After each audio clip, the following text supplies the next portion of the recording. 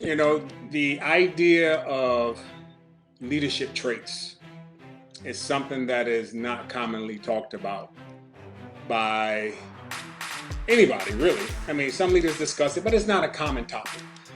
And so, what I wanted to do is talk about leadership traits. Now, there are so many leadership traits, and then there's no way possibly for me to address every single leadership trait. Plus, as leadership evolve, new traits are implemented and become a part of the leadership trait umbrella.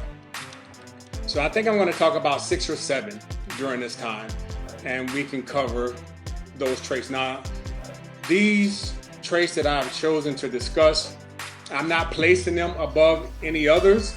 There's other traits that some of you may find more important that I may talk about at a later date, but I just wanted to talk about some. So the first leadership trait I want to talk about is integrity.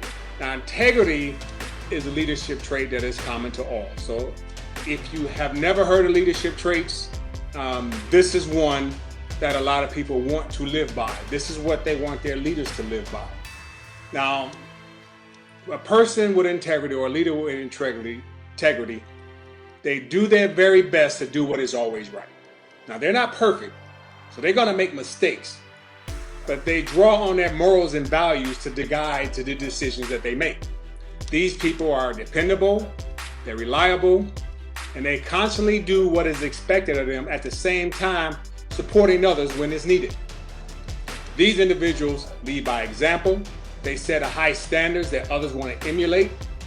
So people want to draw from these people and learn how to be a leader and learn some of their attributes and things of that nature. So they kind of mimic them.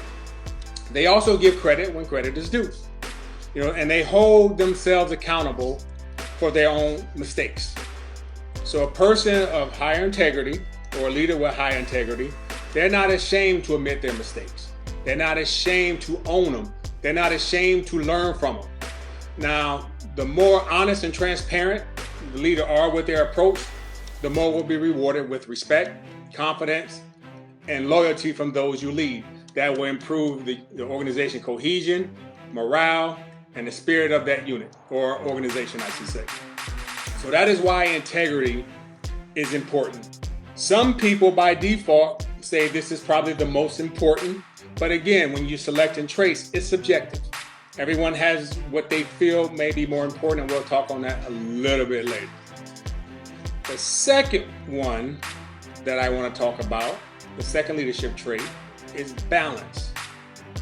Now, if you're going to be an influential leader, it's important that you remain curious as well as mentally and emotionally present at all times.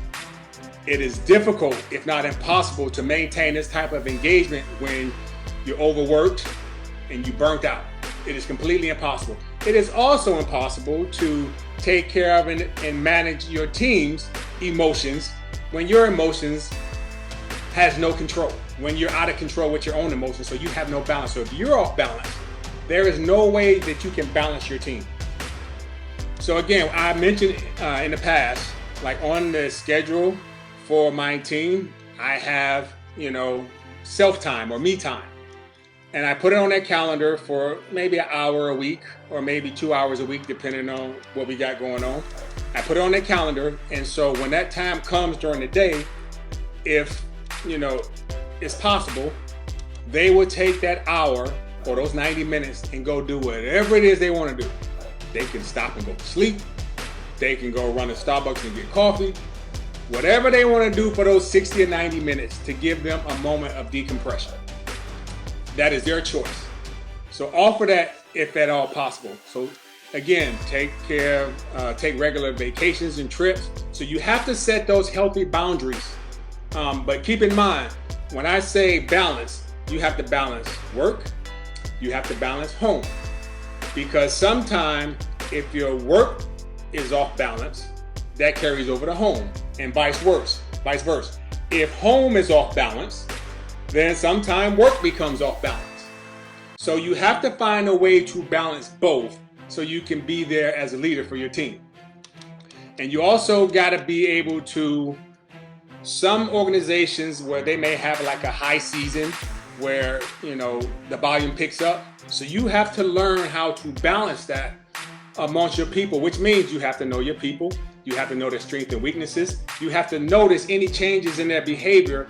If for some reason one is not looking so well, you have to pay attention to that. If their norm is high-spirited and you notice, one day or over a couple of days that their spirit is low, they have no morale, something is going on. Find out what's going on. You as a leader, you have to set the tone. And nothing speaks more loudly than your own actions as a leader. So if you have the balance, you can balance everybody else. But if your balance is off, it is hard for you to balance your team and make sure they have a good level set. So right now I discussed integrity, and I also discussed balance. So the next trait I want to discuss is communication. Leaders need to be skilled communicators. You got to be able to take a complex topic or idea and make it or communicate in a way where it's easy to understand and that everybody on your team can relate to. So that may mean you have to adjust your approach for certain individuals. And you got to understand, when you're trying to convey something to your team, everybody may not get it the same way, or should I say receive it the same way. So you have to be able to be a wordsmith and change your approach as needed to make sure everybody understands. Be clear, concise, and straight to the point. And that way, make sure everyone knows what's expected of them. That way there's no room for gray area. And what that also means, if that is the case, that means once you let them know and made your expectations clear, well, have them repeat it so you can ensure that they understand your expectations. And also, when you communicating with your team, be assertive without being aggressive. Now that is important when you're communicating. So let's say someone's aggressive and they're talking to you. Sometimes you get turned off. You mentally shut them off. You don't hear nothing they have to say at that point. And then if you catch bits and pieces of it, you understand that, well, I'm going to do it, but I'm not going to do it to my best ability. I'm going to just, do it substandard and get it out the way because you don't like how they communicated with you. So keep in mind, when you communicate with somebody, before you be aggressive and go outside those boundaries, make sure you know the repercussions. Also, while communication, as I mentioned, this is a great important skill. The ability to actively listen and understand is probably more important, because good leaders listen more than they speak. If you ever notice how some who absorbs and listen and hear what people got to say versus someone who's always talking and don't listen to what somebody got to say, it's very important. They actively listen more than they actually speak. The next leadership trait I'm going to talk about is compassion. Now, compassion is important, and you need this because it recognizes that, your team may be suffering. They may be going through hard times, and you will be able to identify and understand and take any necessary action to help resolve their issue. Now, compassion is highly connected with that interpersonal connection, those collaborations, and it also reduces employee turnover. People would like to know that you will genuinely care about them, not just because you're their supervisor or you're their leader or you're in charge of the team. That's irrelevant. But do you genuinely care? Do you genuinely have the compassion? So if someone comes to you with an issue, if you don't have compassion, they're not going to come to you no more. They're going to go to somebody else. And that is the biggest insult for a leader, or one of the biggest insults is your team member can't come to you because you're not compassionate enough where they have to go to somebody else who will actually hear them and listen to what they have to say. So compassion is very important. So make sure you have compassion. The next trait is empathy. Now, this is a trait that many leaders neglect. They don't really think about empathy. Good leaders know that people are more important than tasks. I'm gonna say that one more time. Good leaders know that people, i.e. their team, are more important than tasks. They are exclusive, empathetic, and these people with empathy are willing to learn. So they take genuine interest in those around them, and they also aware of their feelings, their thoughts, their emotions, and they understand their needs and know what actually motivates them. So they understand all that. So people tend to be drawn to people with a high level of emotional intelligence, intuition, and those personal skills. And they are more likely to follow and respect this person as a leader. Always, regardless of where you at in the leadership tier, always treat everybody with respect. That is number one. Regardless, you don't talk to anybody any kind of way. So talk to everybody on your team or just in your organization as a whole, but I'm focused on team right now. Talk about your team or talk to them with respect and take time to get to know them. And so you want to build that good rapport. And again, if your team members don't trust you, they're not going to come to you. So the last trait that I want to talk about is courage. So courage has many facets, has many windows, many directions that it can go.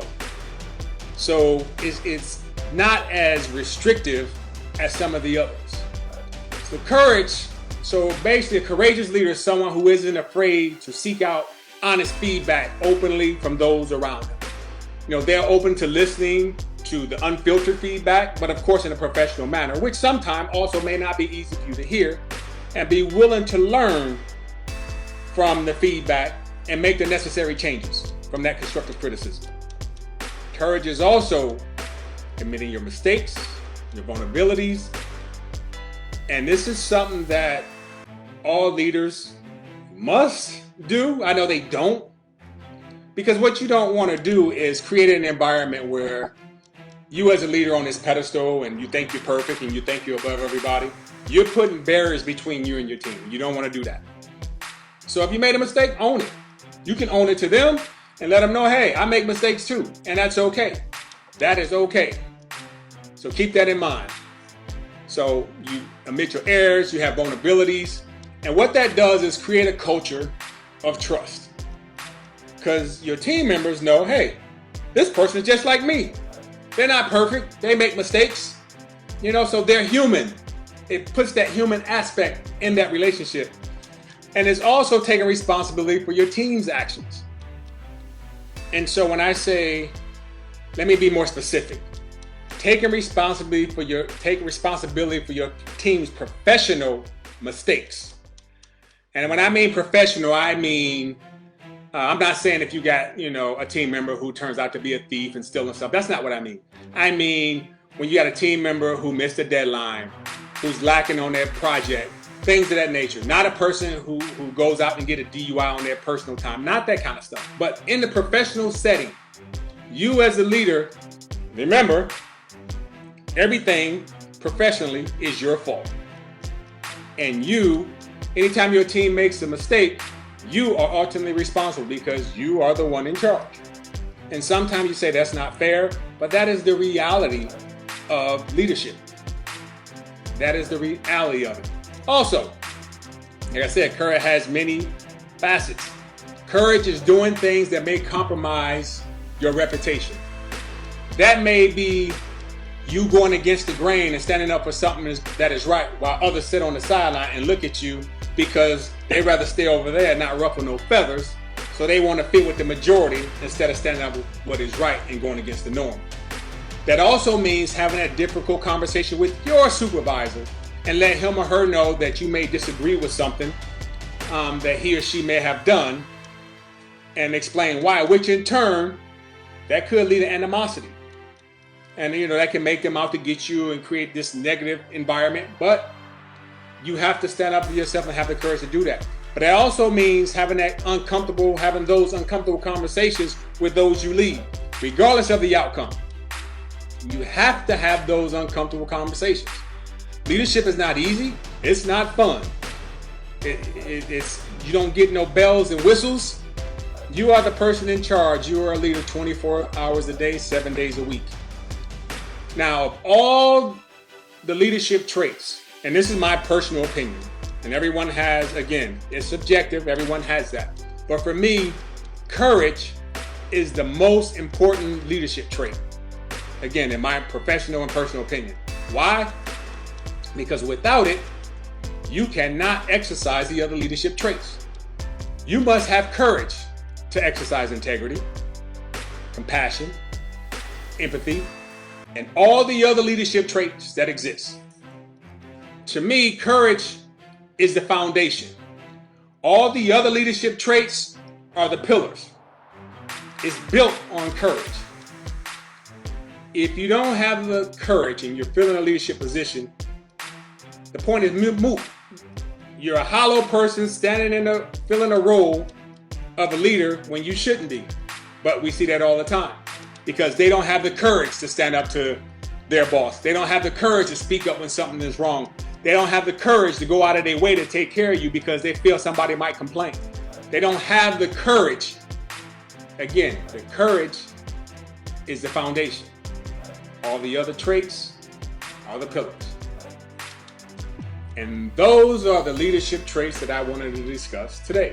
But again, thank you for your time. I appreciate you all. Thank you for supporting this page. I love you all, and you all have a wonderful day.